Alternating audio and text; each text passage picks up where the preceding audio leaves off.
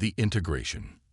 The massive silver ships of the Galactic Council hung silently above Geneva like polished ornaments, their gleaming hulls reflecting the morning sunlight. Dr. Elena Reyes stood at the window of the United Earth Embassy, taking a moment to breathe before the day's negotiations began. 5 years since first contact, 3 years since Earth had been granted provisional membership in the Council, and still the sight of those ships made her heart race. Dr. Reyes, they're ready for you. Her assistant, Thomas, appeared at her elbow with a tablet. The Arcturian delegation specifically requested your presence for this session. Elena nodded, smoothing down her formal diplomatic uniform.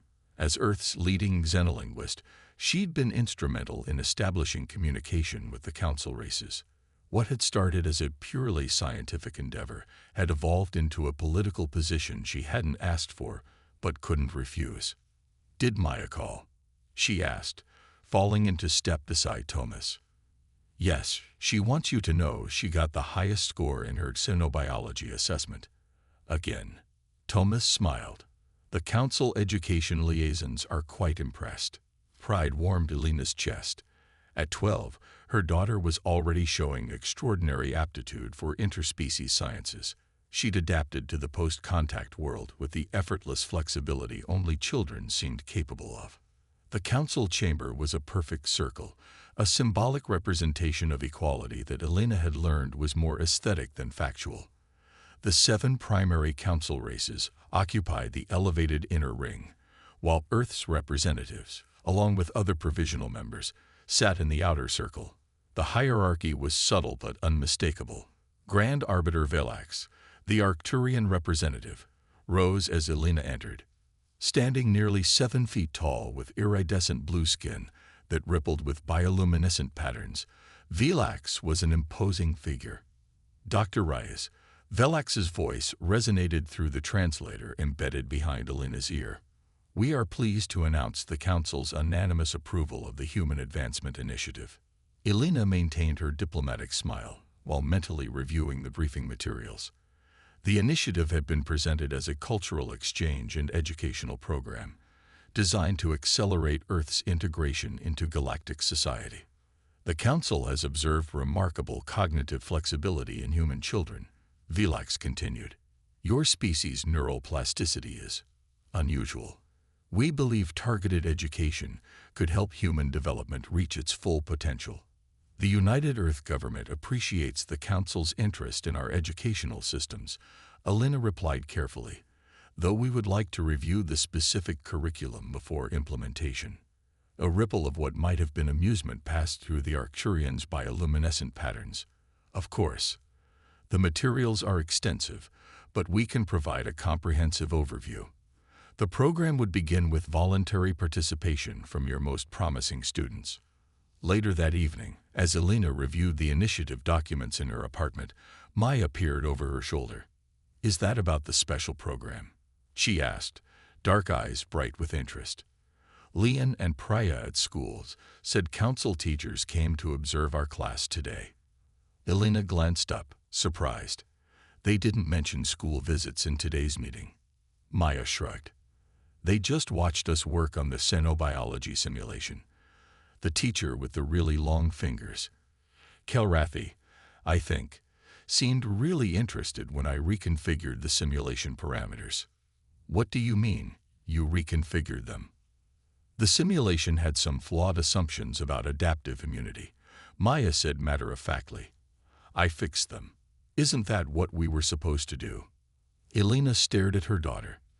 The simulations were Council-designed, supposedly representing advanced xenobiological concepts. That Maya had not only identified flaws but corrected them was remarkable and potentially concerning. Over the next 6 months, the Human Advancement Initiative rolled out across major Earth cities. Initially voluntary, the program quickly became the preferred educational track for ambitious families. Council technology and teaching methods were centuries beyond Earth's, promising accelerated learning and unprecedented opportunities. Elena watched with growing unease. As a member of the diplomatic team, she saw both the public face of the program and glimpses behind the scenes.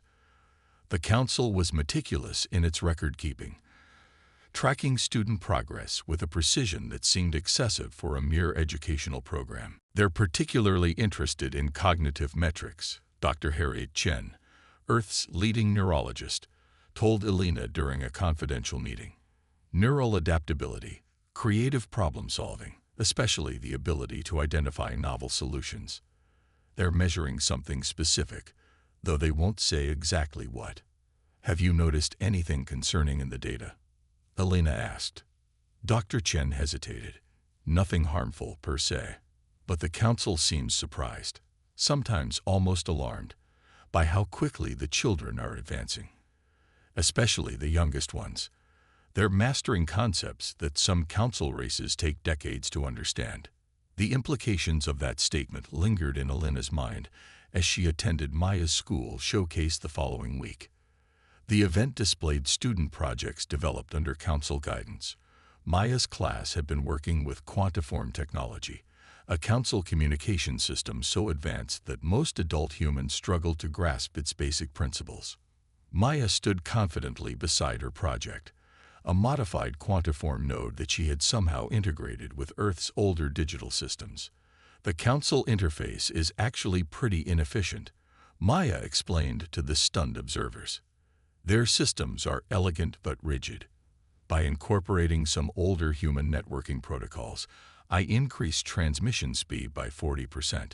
A Kelarathi observer, one of the council's insectoid species, clicked its mandibles rapidly, their equivalent of whispered conversation, with its colleagues. Elena recognized enough of their language to catch phrases like unprecedented compatibility and exceptional integration potential. That night, after Maya had gone to bed, Elena received a priority message from the diplomatic court. The council had announced an expansion of the Human Advancement Initiative, an elite track for exceptionally gifted students who showed unusual aptitude. The program would include intensive residential training at specialized council facilities. Maya's name was on the list. It's a tremendous opportunity, Thomas assured her the next day. Only 50 children worldwide were selected. The council educational facilities are supposed to be incredible. It's the residential aspect I'm concerned about, Elena said. The program materials are vague about visitation policies and communication protocols. I'm sure they'll clarify those details, Thomas replied, though he looked troubled. Though I have heard that the advanced programs for other species often involve lengthy isolation periods, something about immersive learning environments. Elena spent the next week requesting additional information, leveraging her diplomatic position to push for answers. The responses were polite, comprehensive, and somehow completely unsatisfying. Everything sounded reasonable on the surface, but years of analyzing alien communication had taught Elena to recognize when information was being shaped to manage human reactions. Then came the day of Maya's official invitation. A council representative, a serene Arcturian female named Thela, arrived at their apartment with a specialized data tablet. Maya Rise has demonstrated exceptional cognitive integration potential, Thela explained, her melodious voice almost hypnotic. The Accelerated Advancement Program will nurture her unique abilities in ways your Earth institutions simply cannot. Maya was practically vibrating with excitement as she scrolled through the tablet. Mom, look, they have access to the Rigelian biological archives and actual quantiform development labs. Elena forced a smile. It looks amazing, sweetheart, but I need to understand more about how the program works. How often would we be able to see each other? The program requires total immersion, Thela said smoothly, but regular communication will be maintained. Maya's progress will be fully documented and shared with you. So I wouldn't be able to visit. The training facility is located on Arcturia Prime, Thela replied. Interstellar travel restrictions for provisional members make frequent visits impractical. But after the initial 6-month adaptation period, video communications would be established. 6 months without seeing her daughter. Elena felt a coldness settling in her stomach. Maya touched her arm. Mom, this is the opportunity of a lifetime. I'd be learning things decades ahead of what's available on Earth. Later that night, Alina found Maya in her room, already packing. You seem very certain about this decision, Alina observed, sitting on the edge of the bed. Maya looked up, her eyes shining with a determination that reminded Alina painfully of her father. This is why you taught me all those languages, why you brought me to your labs and conferences, so I could be part of something bigger than just Earth. I know, sweetheart. Alina hesitated. The Council has been helpful, but there's still so much we don't understand about them. Their cultures, their true motivations. That's exactly why programs like this matter, Maya insisted. We need to understand them better, and they need to understand us. Alina nodded, not trusting herself to speak. Maya was right, in theory. Cultural exchange was essential for Earth's future in the galactic community. But something about the Accelerated Advancement Program felt wrong. Too convenient, too perfectly tailored to appeal to human ambition and curiosity. That night, Alina used her diplomatic credentials to access the restricted sections of the Council's educational database.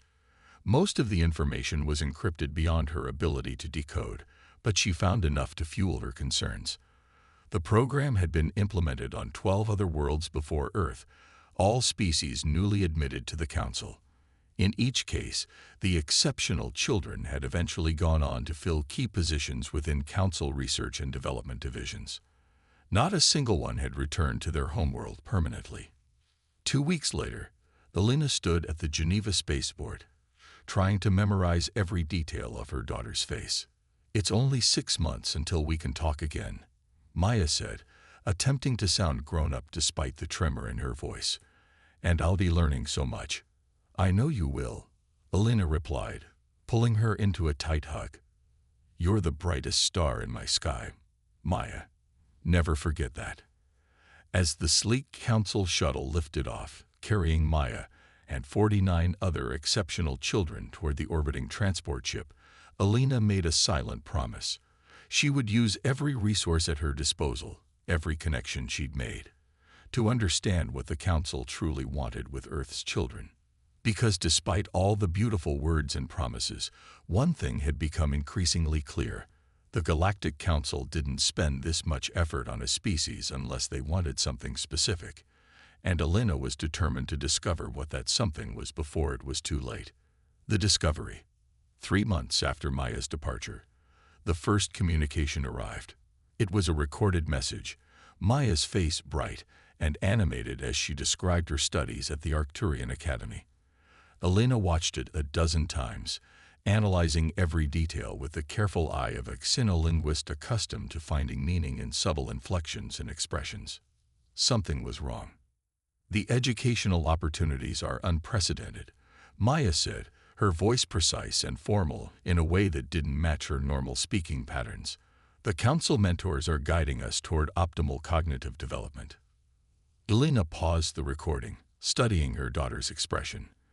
Maya's enthusiasm seemed genuine, but there was a strange quality to it, a focused intensity that hadn't been there before. Some of her gestures were different too, more controlled, almost Arcturian in their fluid precision. "You noticed it too," Dr. Chen said when Alina shared the recording. They met in Alina's apartment, away from the Council monitoring systems that had become ubiquitous in official buildings. The speech patterns, the mannerisms, they're subtly altered. Could it just be adaptation to a new cultural environment? Alina asked, though she already suspected the answer. Dr. Chen shook her head. "This goes beyond cultural mimicry.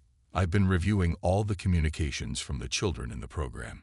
There's a consistent pattern of behavioral and linguistic shifts that suggest neurological changes." "You think they're altering the children's brains?" Alina's voice was steady, but her hands clenched into fists. "Not necessarily in a harmful way," Dr. Chen clarified. "But the Council's neuroscience is centuries beyond ours. They could be optimizing neural pathways, enhancing certain cognitive functions. Without parental consent," Alina said flatly. The consent forms for the program were extensive and deliberately vague about specific methodologies. Elena stood up and paced the room. This goes beyond educational enhancement. They're reshaping these children for some purpose. Over the next month, Elena cultivated connections with other parents of children in the program. Many shared her concerns about the subtle changes in their children's communications. A few had positions that gave them access to different pieces of the puzzle: a biotechnology researcher, a quantum physicist, a diplomat stationed on the Regelian homeworld. Thomas proved an unexpected ally. "I've been transferred to the Council's Cultural Integration Office," he told Elena during a secure call. They wanted someone familiar with human educational standards. "The things I'm seeing, Elena, they don't match what they're telling Earth." "What have you found?" "The Council took our brightest generations ago," the Mreveri explained, her voice a melodious whisper. "They promised advancement but delivered dependency. We maintained their ships, their stations, their magnificent cities, but we can no longer build our own." "They changed the children's minds," the Thrun added, light refracting through its crystalline body. "Not by force, but by reshaping." The children believed they were becoming greater. Instead, they became tools. "The pattern repeats with every new species," the Dorvan rumbled. "We have watched it happen to your kind, as it happened to ours. But never before has anyone organized resistance so quickly." Elena's team arrived in scattered groups, bringing evidence collected from across the platform. The picture they assembled was damning. Detailed neural scans showing the precise modifications made to the children's brains. Historical records of similar programs implemented across dozens of worlds. Technical analyses proving that the student projects were actually solving long-standing Council technological problems. "This isn't just exploitation," Elena said as they reviewed the evidence. "It's the foundation of their entire civilization. The Council races engineered themselves for perfection generations ago. Perfect health, perfect logic, perfect control. But they engineered out the cognitive chaos that drives true innovation. So they harvest it from younger species," Dr. Chen concluded. "They find civilizations with complementary cognitive structures, integrate them into the Council, identify the most promising minds, and then cultivate them." "Not just cultivate," the Mreveri corrected sadly. "Eventually, consume." The children's contributions become Council technology. The children themselves become Council servants, their unique perspectives gradually fading as the neural conditioning takes full effect. "We need to expose this," Abini said fiercely, "not just to Earth, but to all Council worlds." "The Council controls all official communication channels," Thomas pointed out. "Even if we got the evidence back to Earth, they could simply block its distribution to other worlds." "Not all channels," the Thrun interjected, its crystalline form shimmering. "The exhibition itself provides an opportunity. The quantum resonance chamber is designed to broadcast the culmination of the event across all Council space."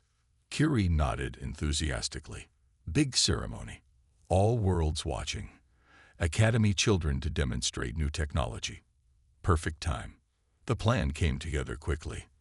The quantum resonance chamber would amplify and broadcast the Academy students' final demonstration to every Council world simultaneously. If they could replace the planned content with their evidence, everyone, from the grand Arcturian cities to the most distant Council colonies, would see the truth at once. "We need to reach the children first," Elena insisted. "They're the ones being manipulated. They deserve to understand and choose." Moving through the exhibition required careful timing. The maintenance workers created distractions in other sections, drawing security away from the Academy students' preparation area. Elena, Dr. Chen, and the parents in their group slipped in during the confusion.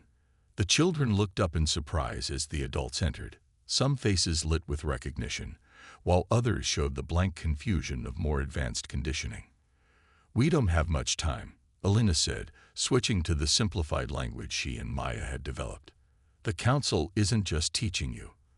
They're changing how your brains work, harvesting your natural creativity for their own use." Maya stepped forward. "Some of us have realized something was wrong." she said, her voice fluctuating between the formal council cadence and her natural speech patterns. The way they make us think. It's like putting our minds in narrow tunnels. We can see brilliantly down the path they want, but nowhere else. We've been fighting it, added another child, a boy with dark curls and intense eyes, sharing techniques to resist the conditioning. But it gets harder every day. The final demonstration is in 20 minutes, Alina explained. We found evidence of what they're doing, not just to you, but to dozens of species before humans. If you're willing to help us, we can expose the truth to every world in council space. The children exchanged glances. Even through the conditioning, their humanity showed in the silent communication, the subtle expressions that the council's neural optimization couldn't fully suppress. What do we need to do? Maya asked. The final demonstration was the centerpiece of the exhibition, a display of student innovation that would showcase the benefits of council guidance. 50 Academy students would simultaneously interface with the quantum resonance chamber, demonstrating a new integration protocol that would supposedly enhance communication across council space. The truly insidious part, Alina told their growing resistance network, is that it's all voluntary. They don't conquer or enslave. They offer advancement, opportunity, technology, all the things a developing civilization desperately wants. By the time a species realizes the true cost, they're too dependent on council systems to break away. The evidence they gathered painted a disturbing picture. Earth had been selected not for its cultural richness or scientific achievements, but for the specific neural architecture of human children. The Council had identified human cognitive flexibility as a resource to be harvested, refined, and exploited. Alina's apartment had become the unofficial headquarters of their resistance movement. Star charts and neural scans covered the walls, alongside transcripts of communications from the children in the program. Parents from across Earth connected remotely, sharing information and resources. "We need to get the children out," said Abeni Okafor, a quantum physicist whose son was in the program. "The longer they stay, the more their minds are reshaped." "The Academy is on Arcturia Prime," Alina reminded her. "We have no way to reach it, let alone extract 50 children." "We don't need to go to them," said Dr. Chen slowly. "In 3 weeks, the Council is holding its Millennial Technological Exhibition on the orbital platform. All Academy students are scheduled to attend, to demonstrate their projects." It was the first time the children would leave Arcturia Prime. The orbital platform was still heavily secured, but as a diplomatic liaison, Alina could legitimately request access. It might be their only chance to make contact with the children in person. As they formulated their plan, Alina received another communication from Maya. This one was different, clearly staged and monitored, with Maya demonstrating a complex quantum calibration technique that even Council engineers found challenging. The human neural framework, properly optimized, offers unique solutions to long-standing Council technological limitations, Maya explained, sounding like a professor rather than a child. But in the background of the transmission, barely visible unless you knew to look for it, Maya had arranged a series of tools on her workbench. To most observers, it would appear random, but Alina recognized it immediately as a childhood code they had created together. Alina's way of teaching Maya the principles of symbolic language. The message was simple: still me. Need help. Not alone. Maya was fighting the neural conditioning, and apparently she wasn't the only one. That night, Alina couldn't sleep. She stood at her window, looking up at the Council ships that now seemed less like harbingers of advancement and more like predators circling their prey. The Galactic Council had believed humans would be docile, grateful for the opportunity to join their grand civilization. They hadn't counted on a mother's determination to save her child, not just from physical harm, but from the subtle erasure of what made her uniquely human. As dawn broke over Geneva, Alina made a call to Curie. "We need more allies," she said. "Are there others like you, among the Phalans or other service species, who remember what was taken from them?" Curie's multiple eyes blinked in sequence. Many remember, many wait. For a long time, wait for someone to stand against Council. Tell them the wait is over, Elena said. It's time to reclaim what was stolen from all of us. The rebellion. The Council's Millennial Technological Exhibition transformed the Geneva orbital platform into a showcase of galactic achievement. Sleek pavilions housed demonstrations of technologies so advanced they seemed like magic to most human observers. Diplomats, scientists, and high-ranking officials from across Council space mingled in the zero-gravity central hub, their formal attire shimmering with bioresponsive materials that changed color and texture with each gesture. Elena moved through the crowd with practiced diplomatic poise, nodding to Council representatives while her eyes constantly scanned for Maya. According to the program, the Academy students would be demonstrating their projects in the Quantum Innovation Pavilion. Their plan was simple but dangerous. Make contact with the children, confirm the extent of their neural conditioning, and gather evidence to present to Earth's government and the wider galactic community. Remember, we're looking for proof, not confrontation, Elena had told their team before boarding the shuttle to the platform. If the Council realizes what we're doing, they'll simply move the children somewhere more secure, and we might never reach them again. The team had split up to avoid drawing attention. Dr. Chen was analyzing the medical facilities, looking for evidence of the neural modification techniques. Abini Okafor and two other scientists were examining the technical specifications of the children's projects, searching for proof that the Council was exploiting human cognitive innovation. Thomas, now with limited access to Council records, was quietly copying any files he could reach. Helena entered the Quantum Innovation Pavilion, her heart pounding beneath her calm exterior. And there, surrounded by fascinated Council scientists, stood Maya. The sight of her daughter after 3 months of separation nearly broke Elena's composure. Maya was demonstrating what appeared to be a novel interface between Council quantum systems and human digital architecture. Her movements were fluid and precise, her explanation articulate and technical. To anyone who didn't know her, she would appear to be a prodigy thriving under advanced instruction. But Elena saw what others missed: the subtle rigidity in Maya's posture, the careful modulation of her naturally expressive speaking style, the absence of the spontaneous questions that had always punctuated her daughter's conversations. Elena waited until Maya's demonstration reached a natural break, then approached as any interested diplomat might. "This is remarkable work," she said formally. "The integration of disparate technological paradigms shows impressive cognitive flexibility." Maya turned, and for an instant, her carefully composed expression faltered.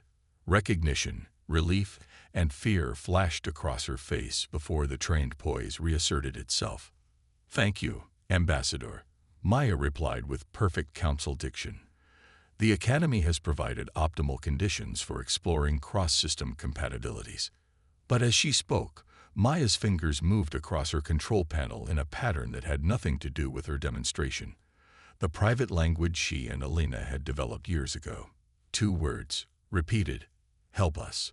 "I would be interested in understanding more about your methodology," Elena said, maintaining the pretense of professional interest. "Perhaps you could explain the underlying principles." This gave Elena the opportunity to move closer, allowing for more subtle communication. As Maya launched into a technical explanation that would sound impressive to any observer, her eyes conveyed a different message. "They change our minds," Maya signaled, her fingers tapping out their private code beneath the console. "Not completely. Fighting it. Others too. Harder for them. Need to leave." An Arcturian supervisor drifted closer, bioluminescent patterns shifting with what Elena had learned to recognize as curiosity tinged with suspicion. "Ambassador Reyes," the Arcturian acknowledged. "Your daughter's work is quite exceptional. The neural optimization has been particularly effective with her genetic profile." Elena smiled diplomatically. She was remarkable even before the Academy's intervention. "Of course," the Arcturian agreed smoothly. "The Council merely enhances natural potential. We never replace what makes each species unique, merely refine it for optimal application. The condescension in those words was barely concealed. To the Council, humans weren't partners. They were resources to be mined for cognitive innovations, their children's minds the raw material for maintaining Council technological supremacy. Elena maintained her diplomatic mask as she moved through the exhibition, making brief contact with other children from the program. Each interaction confirmed what Maya had communicated. The neural conditioning was real but incomplete. The children were aware of what was happening to them, and many were actively resisting the subtle reshaping of their minds. In her ear, a tiny communication device linked her to the rest of their team. Elena, Dr. Chen's voice was tense. I've accessed their medical protocols. It's worse than we thought. This isn't just education. It's systematic cognitive harvesting. They've been doing this for thousands of years, across dozens of species. I found something in the historical archives, Thomas added. The Council's technological development plateaued nearly 10,000 years ago. Since then, every major innovation has come shortly after they've incorporated a new species. We need to move quickly, Abini warned. Security patterns are changing. I think they've detected Thomas's data access. Elena made her way to the designated meeting point, a maintenance corridor where Kiri had disabled surveillance systems. The Felin was waiting with 3 other non-Council aliens, a graceful, feathered Mravari, a crystalline Thrun, and a bulky Dorvan with rippling blue flesh. Friends, Kiri introduced them, all from harvested worlds. The Council has been running similar programs on every new member world for centuries. They call it different things: cultural acceleration, cognitive harmonization, advancement initiative. But the structure is identical. They identify the most adaptable young minds and reshape them. For what purpose? Elena demanded. Thomas lowered his voice. I don't have full access yet, but from what I can gather, it's about innovation. The older Council races have reached some kind of cognitive plateau. Their technology is advanced but static. They haven't produced truly novel innovations in thousands of years. This aligned with patterns Elena had observed in Council literature and technology, impressive but oddly unchanging. Their medical techniques, their ships, their communication systems, all refined to near perfection, but following the same fundamental principles for millennia. They need fresh perspectives, Elena realized. New minds that can see beyond their established patterns. Exactly. And human brains, especially developing ones, show unusual neuroplasticity and creative problem-solving abilities. We make cognitive leaps they find almost incomprehensible. The next communication from Maya came at exactly the scheduled time. This one featured her demonstrating a modified version of quantiform technology. Her explanation was brilliant but delivered with an eerie precision that made Elena's skin crawl. The integration of human cognitive frameworks with Council technological paradigms yields unexpectedly efficient results, Maya stated, using vocabulary and sentence structures that no 12-year-old should have mastered. Our mentors are most gratified by our progress. After the official message ended, there was a moment, just a flicker, where Maya's expression changed, becoming more recognizably herself. She glanced to the side as if checking if someone was watching, then quickly pressed her fingers to her lips before the transmission cut off. That tiny gesture was enough. Maya was still in there, still aware enough to send a warning. With renewed urgency, Elena leveraged her diplomatic position to request a visit to the Arcturian Academy. The request was denied, then denied again when she escalated it through official channels. The explanations were always reasonable: security protocols, the disruption to the students' learning environment, quarantine procedures, but the result was the same. No visitors. We need more information, Elena told her growing network of concerned parents and allies. Without hard evidence, we're just conspiracy theorists. The breakthrough came from an unexpected source. Kiri, a maintenance technician of the Felin species, one of the so-called servant races that performed menial tasks for the Council, approached Elena after a diplomatic function. Your child, Curie whispered, multiple eyes darting nervously. In the academy, I have seen. Elena arranged a private meeting, away from council surveillance. Curie revealed that the Falins maintained the environmental systems at the academy and had access to areas restricted even to some council members. Not education only, Curie explained in broken standard. Children undergo procedures. Neural optimization, they call. Make brains work council way but keep human spark. Are they hurting the children? Elena asked, her heart pounding. Not pain. Children happy, eager, but changing. Becoming. Tools. Beautiful tools, but still tools. Curie's multiple hands made a complex gesture that the translator couldn't interpret. My people, long ago, same thing. Now we maintain machines, follow orders. No more create, no more dream. Curie provided access codes to the Academy's lower-level communications network, not enough to contact Maya directly, but enough to access certain non-classified files. Dr. Chen helped Elena use these codes to extract neural scanning data from the Academy's medical systems. The images confirmed their worst fears. The children's neural patterns were being systematically modified, subtle adjustments to enhance certain cognitive functions while dampening others. Creativity and innovation were being carefully channeled into directions useful to council technology. It's elegant work, Dr. Chen admitted reluctantly as they studied the scans. They're not removing the human capacity for creative thinking. They're harnessing it, directing it toward specific applications while filtering out what they consider irrelevant pathways. They're creating perfect little innovators, Elena said bitterly. Creative enough to generate new ideas, but compliant enough not to question the larger system. Through Curie, Elena learned that this pattern had been repeated across dozens of species over thousands of years. The Council maintained its technological dominance, not through its own innovation, but by selectively harvesting the cognitive abilities of newly discovered intelligent species. What the audience didn't know, what even most Council representatives didn't know, was that the children weren't just demonstrating the technology. Their neurally optimized minds were essential components of it, their uniquely human cognitive patterns solving problems that Council science couldn't overcome on its own. As the ceremony began, Elena and her team took their positions. The service workers had provided access to the chamber's control systems. The parents and scientists had prepared the evidence for transmission. But everything depended on the children themselves.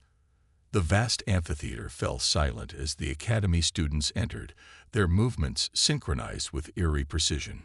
Maya and her classmates took their positions around the quantum resonance chamber, a swirling vortex of light and energy at the center of the room.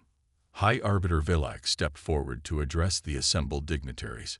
Today we witness the culmination of the Human Advancement Initiative, the Arcturian announced. These young minds, properly guided, have achieved breakthroughs that will benefit all Council species. On cue, the children placed their hands on the interface panels surrounding the chamber. The quantum field rippled and expanded, forming connections between the children's neural patterns and the chamber's broadcast systems. This was the moment they had prepared for. Instead of initiating the planned demonstration, Maya and the other children who had joined the resistance used their connection to the system to open pathways for Elena's team. The quantum field rippled as unauthorized data flowed into the broadcast stream. On the massive display screens around the amphitheater, the evidence began to appear, neural scans showing the modifications to the children's brains, historical records of similar programs on other worlds, testimony from service species whose civilizations had been quietly hollowed out generations ago. Chaos erupted as Council representatives realized what was happening. Security drones converged on the chamber, but the service workers had sabotaged their control systems, sending them spinning harmlessly away from the children. What is the meaning of this? Vilax demanded, bioluminescent patterns flashing with alarm. Elena stepped forward, her diplomatic mask finally discarded. The truth, Arbiter, the foundation upon which your Council has built its power, the systematic exploitation of younger species' cognitive abilities. The quantum broadcast couldn't be stopped. The chamber had been designed to prevent interruption once initiated, ensuring that ceremony broadcasts reached even the most distant council worlds. Across thousands of planets, citizens were witnessing the evidence of a system built on the subtle enslavement of minds. "You misunderstand our intentions," Velax insisted, though uncertainty had crept into its perfect voice. "The Council guides developing species toward their potential. You harvest their potential," Elena corrected. "You take what makes each species unique and exceptional, refine it for your own use, and leave them dependent on your systems. You've been doing it for 10,000 years, ever since your own species engineered out the cognitive chaos that drives true innovation." The children maintained their connection to the chamber, their minds working in concert to keep the broadcast flowing. Maya's face showed the strain of fighting against her conditioning, but her eyes were clear and determined.